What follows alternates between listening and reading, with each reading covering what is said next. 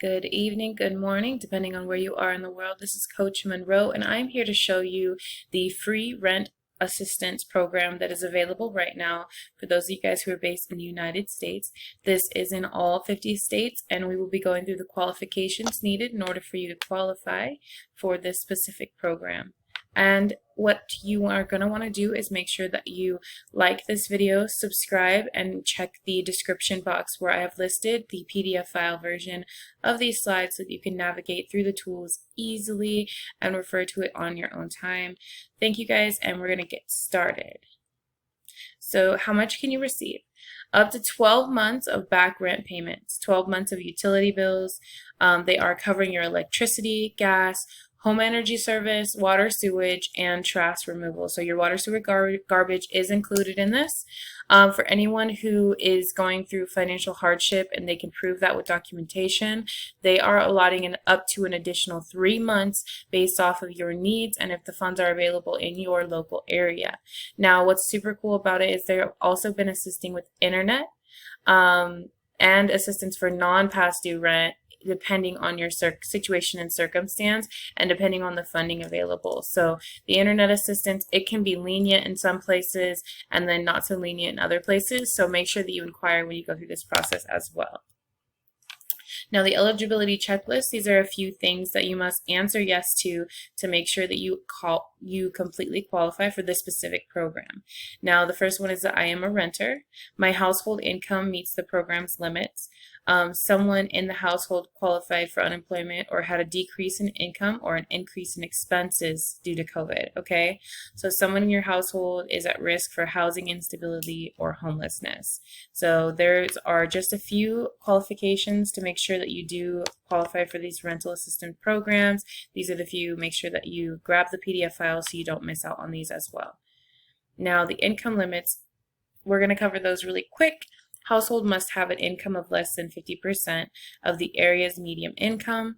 Households with an income of less than 80% of the area's median income are given priority. So they are going to try to get to the neediest people first. We did find a tool that's available to you so you guys can copy this. It will pull up your local area. You can zoom into your location and it will tell you what the median income in that area is, and you can do the math from there. So document checklist, here are the few things that you need to have in at least one category. So you'll want to have one in each category. So for the identification documents for the head of household, you either need a state issued ID, a driver's license, a passport, an ITIN, a tribal ID, or any other form of an identification card, okay? The rental agreement, it can either be a signed lease, or if you don't have a signed lease or a signed statement from your landlord with the rent amount or any other documentation that you pay your rent at the address. Because some people, you guys may not have a rental agreement or a lease agreement in place. You may be renting a room. You may have a short-term rental situation. So that will allow you to just give a version of documentation that you are currently renting so that you can get your qualified answer.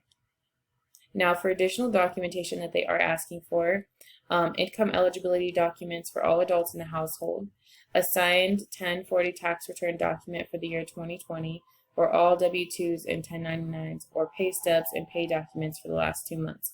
If you have no income, you can self-attest.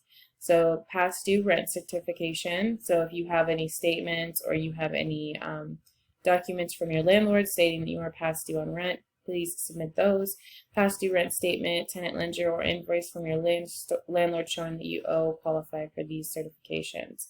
Past due utility certifications include past due utility bills, all the water, power, sewer, garbage, gas, electric, and fuels do qualify for those as well. So that's super good for those of you guys who may have multiple forms of, power in your household or what have you. Bills for other housing expenses, such as fees charged by your landlord. So say you're behind on your rent, maybe a few months, and your landlord is just continuing to charge you day after day for that back rent.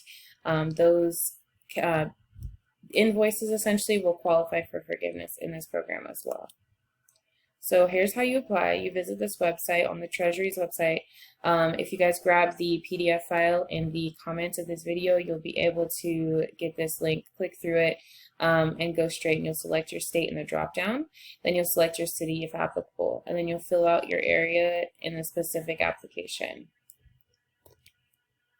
So here's some frequently asked questions that I have gone through and looked at.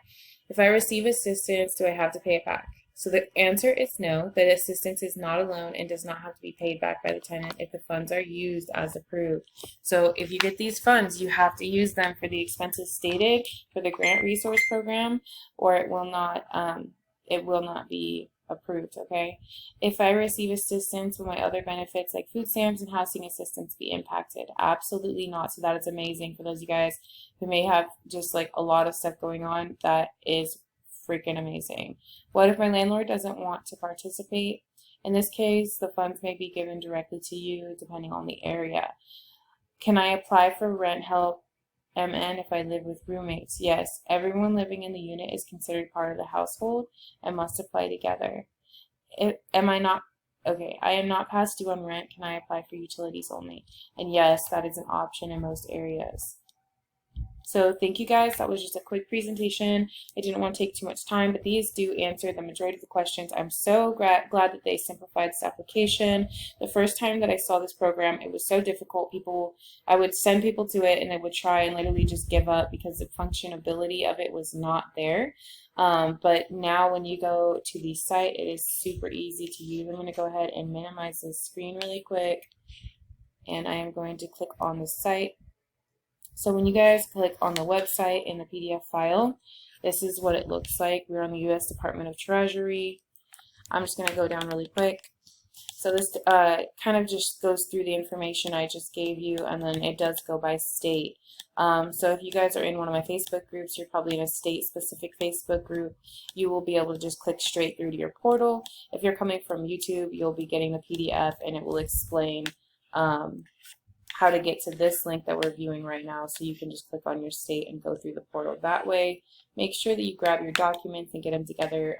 The checklist is included in the PDF file that we created for you, and I am really excited to hear the feedback on how this program works out for you guys. I know times aren't easy right now, and we will catch you in the next video where I'll be talking about an additional $15,000 grant that is available to people right now, especially those of you that are involved in our organization with Wealthy Women in Waiting.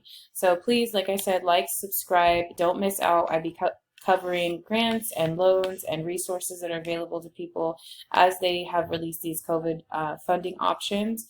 And this one was great to see that they've updated and made it a lot easier and user-friendly. Have a good night.